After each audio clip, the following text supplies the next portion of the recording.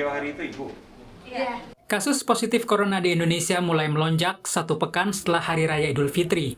Presiden Joko Widodo sudah memberi peringatan terkait penularan virus corona yang belum berakhir. Presiden meminta kepala daerah untuk bertindak cepat jika menemukan warga yang positif corona. Hati-hati, sekali lagi, kita harus waspada. Ini hati-hati, saya ingatkan, hati-hati, jangan lengah, hati-hati, harus waspada terus. Jangan lengah, jangan menunggu chaos, baru kita bertindak, sudah terlambat. Hati-hati. Aktivitas halal bihalal di Hari Raya diduga menjadi pemicu ratusan warga di Kelurahan Cilangkap, Kecamatan Cipayung, Jakarta Timur terkonfirmasi positif COVID-19. Camat Cipayung, Fajar Eko Nugroho menyebut dari 600 warga yang dites usap PCR, 104 orang dinyatakan positif corona. Semuanya sudah dibawa ke Rumah Sakit Darurat Wisma Atlet dan Rumah Sakit Rujukan. Ya, informasi awal yang kami telusuri dan kami terima dari ini bahwa gugus tugas di RW bahwa ada warga yang sakit asma. Ya mungkin tidak mengetahui, kemudian pada hari raya ini kan satu kampung, satu keluarga besar, asli sini semuanya. Ya mungkin pada saat hari raya masih bersilaturahmi satu sama lain karena tidak tahu ada yang positif atau tidak tahu ada yang terpapar, kemudian menyebar. Sementara itu, warga perumahan Gria Melati, Bubulak, Bogor, Jawa Barat yang terkonfirmasi positif COVID-19 terus bertambah. Hingga hari ini sudah 46 orang warga dinyatakan positif. 33 orang sudah dievakuasi ke tempat isolasi di BPKP Ciawi, Kabupaten Bogor. Satgas COVID-19 Kota Bogor menetapkan kasus ini sebagai kejadian luar biasa. Kemudian yang sehat, yang dinyatakan negatif, tetap kita minta untuk karantina, tidak kemana-mana. Semuanya disuplai, semuanya dibantu. Logistiknya, pengurusan sampahnya, semuanya dibantu. Jadi Gria Melati ini kita nyatakan kejadian luar biasa dan pembatasan aktivitas. Itu tak hanya di Jakarta dan Bogor, kenaikan kasus positif corona pasca Lebaran juga dirasakan di Jawa Tengah. Gubernur Jawa Tengah Ganjar Pranowo menyebut sudah ada tanda-tanda kenaikan kasus. Ganjar meminta seluruh rumah sakit untuk bersiap siaga. Mulai ada di beberapa titik naik dan itu klasternya keluarga. Jadi kita mesti hati-hati, maka kita ngitung 14 hari sejak Lebaran, 14 hari sejak Lebaran Kupat, kemarin hari Kamis, semua saya minta standby termasuk tempat-tempat isolasi. Ya. Pemerintah terus berusaha agar kasus positif corona tak terus bertambah. Sementara masyarakat tetap harus menerapkan protokol kesehatan ketat untuk memutus penyebaran virus corona. Tim Liputan Kompas TV. Tidak hanya di DKI Jakarta, lonjakan kasus COVID-19 pasca Lebaran juga sudah bermunculan di daerah-daerah penyangga ibu kota. Salah satunya Kota Bogor. Apa saja antisipasi otoritas setempat untuk mencegah meluasnya penyebaran COVID-19? Bagaimana kesiapan rumah sakit dan tenaga medis mengantisipasi lonjakan kasus COVID-19 di wilayah Jabodetabek? Untuk menjawabnya, saat ini saya sudah bersama Wali Kota Bogor Bima Arya Sugiarto, lalu Koordinator Humas Rumah Sakit Darurat COVID-19 Wisma Atlet Jakarta, Letkol Laut M. Arifin, serta Epidemiolog Universitas Indonesia Iwan Aryawan. Selamat malam, Bapak-Bapak. selamat malam. Saya ke Bung Bima lebih dulu. Bung Bima, jadi sejauh ini dari data yang dikumpulkan oleh pemerintah Kota Bogor, pasca Lebaran ada berapa klaster COVID-19 di wilayah Bogor? Secara umum keseluruhan sebetulnya landai, ya, terkendali. Bahkan rekor terendah kemarin beberapa hari setelah Lebaran. Tetapi ada satu kasus istimewa, yaitu ada klaster baru di Gria Melati, di perumahan di Kota Bogor. Per hari ini sudah ada 46 yang dinyatakan positif dan kami sudah nyatakan ini kejadian luar biasa. Jadi seluruh energi fokus kami sekarang fokus ke sana, ke Gria Melati ini. Jadi klasternya hanya satu ini ya, yang di permukiman ya? Hanya satu, yang lain landai. Ya, berdasarkan data yang lain landai, angkanya malah rendah, tingkat hunian di rumah sakit juga rendah, di bawah 20% ya. Jadi semuanya landai kecuali kasus meledak di pemukiman di Gria Melati ini. Oke, lalu kalau sampai saat ini kondisi warga yang ada di perumahan Gria Melati seperti apa? Terutama yang dinyatakan positif COVID. kami mengevakuasi semua yang dinyatakan positif. Jadi tadinya masih karantina di rumah, tetapi kami putuskan kemudian semuanya untuk dievakuasi dan pemukiman itu kita lakukan lockdown, makanan disuplai, kebersihan dibantu, pengamanan diperketat semua. Dan saya juga sudah berkoordinasi dengan Menteri Kesehatan untuk melakukan tes genome sequencing, mengantisipasi ini strain baru. Ya. Karena penularannya begitu masif dan cepat, dalam waktu beberapa hari saja sudah 46 orang. Oke, begini. Meskipun saat ini tadi dari data-data yang disampaikan Bung Bima Arya masih tergolong landai, tingkat hunian di rumah sakit juga belum tampak lonjakan yang bisa dibilang berarti, tapi kan bukan berarti kita bisa terlena dengan angka-angka yang rendah ini kan. Mengantisipasi jangan-jangan nanti ternyata ada penularan yang lebih luas lagi. Nah, kalau sudah ada antisipasi seperti ini, sejauh mana sih upaya tracing dan juga testing yang dilakukan setelah adanya klaster di Kota Bogor ini, Bung Bima? Kita nggak pernah terlena. Dari awal kita siapkan nakes standby, rumah sakit lapangan juga semuanya siaga apabila kemudian diaktifasi. Kemudian nakes juga semuanya siap ya, dan kemudian kita di lapangan memperkuat PPKM Mikro. Jadi RW siaga semuanya kita perketat. Jadi kemudian juga kita lakukan penelusuran kontak erat semaksimal mungkin. Lalu bagaimana dengan kasus-kasus lain yang muncul setelah libur Lebaran? Adakah di luar di Gria Melati ini? Relatif nggak ada. Ya. Jadi relatif landai semuanya, bahkan tergolong rendah. Bahkan kemarin sempat beberapa hari itu di bawah 10. Di Gria Melati inilah yang kasus yang sekarang menjadi perhatian kita. Oke, saya beralih dulu ke Pak Arifin. Pak Arifin, kalau saat ini sudah ada berapa pasien yang masuk ke rumah sakit darurat Wisma Atlet setelah Lebaran, Pak Arifin? Udah nggak apa-apa. Ya, setelah Lebaran seminggu, tepatnya 1 minggu ini memang ada sedikit kenaikan. Ya, kemarin pas sebelum Lebaran kan kita sempat di angka 15%, artinya pasien yang dihuni di sini 900.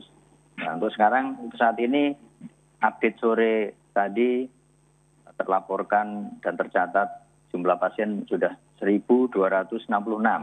Jadi okupansinya di angka 21,12%. Jadi ini angka kenaikan dalam waktu 1 minggu ini. Oke, tadi saya sempat merangkum pernyataan Pak Doni, kalau yang pernyataan itu muncul pada tanggal 20 Mei. Jadi menurut Pak Doni, 3 hari sebelum 20 Mei, berarti sekitar tanggal 17 Mei, itu keterisiannya sekitar 15%. Ya. Lalu kemudian tanggal 20 Mei, Pak Doni bilang sekitar 17%. Nah, saat ini tanggal 23 sudah 21%. Jadi artinya jarak antara 3 hari 17 sampai 20 dengan 20 sampai 23 ini ada kenaikan 6% ya? Dua kali lipat dari yang sebelumnya ya? Iya, betul. Sekitar 6%, Mbak. Nah, kalau sejauh ini yang Pak Arifin tahu, apakah semua pasien COVID-19 di sana yang masuk baru-baru ini itu terpapar corona dari aktivitas selama libur Lebaran atau ada yang lain? Ya, sementara ini semua terkait dengan efek dari libur Lebaran. Apalagi tadi sore baru kita terima langsung juga di depan UGD tadi.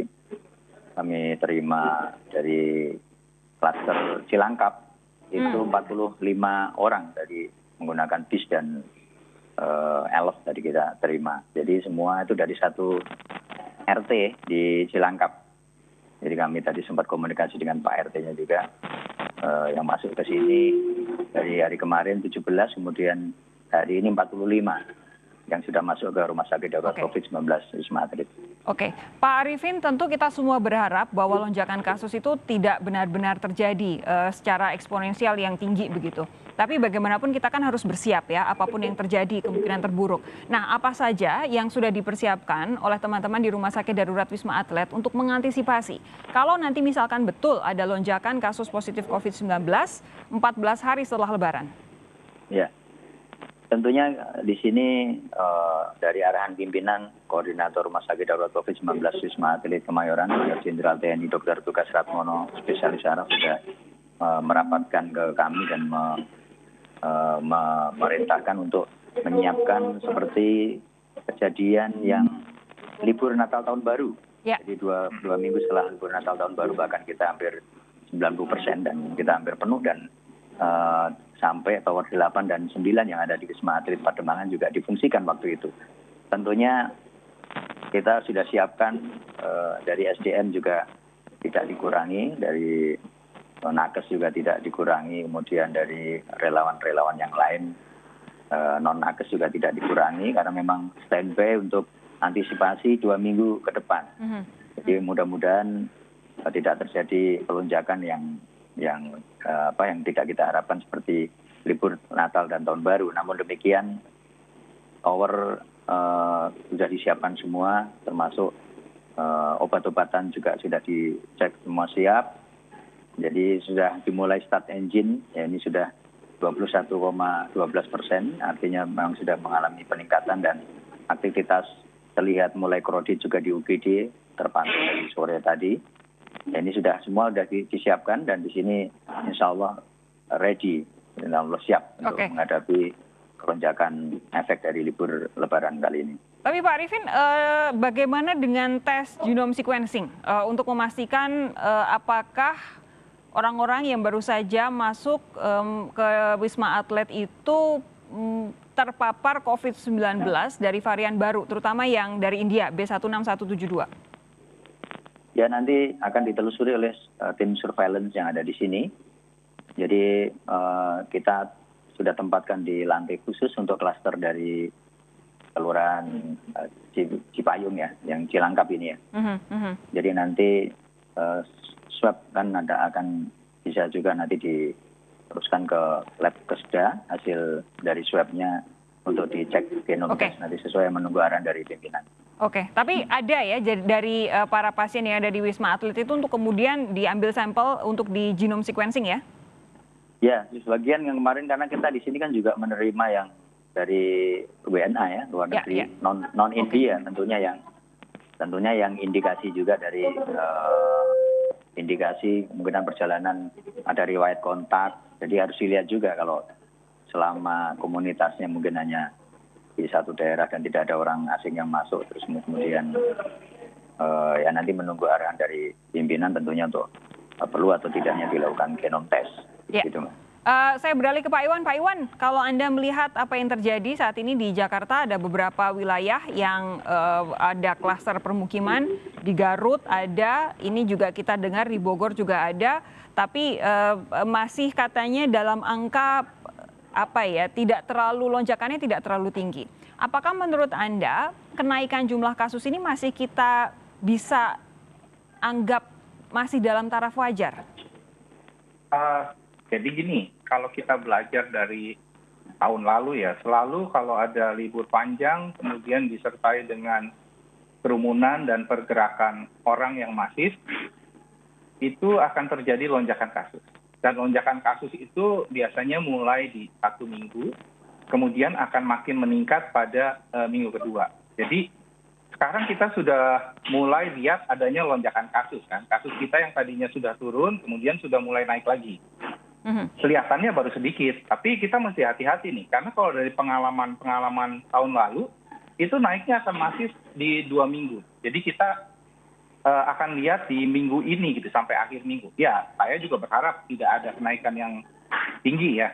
Tapi kita mesti hati-hati karena kita lihat potensi untuk kenaikan sudah ada. Kan kita lihat terjadi arus mudik dan arus balik yang cukup besar ya, meskipun sudah ada pelarangan, kemudian kepatuhan protokol kesehatan kita yang semakin berkurang gitu kan, kemudian adanya virus mutasi atau varian of concern yang sudah beredar di Indonesia, baik yang mutasi dari Inggris maupun India yang lebih cepat menyebar, kemudian juga kita harus akui bahwa tracing kita masih lemah. Jadi itu semua berpotensi untuk meningkatkan kasus.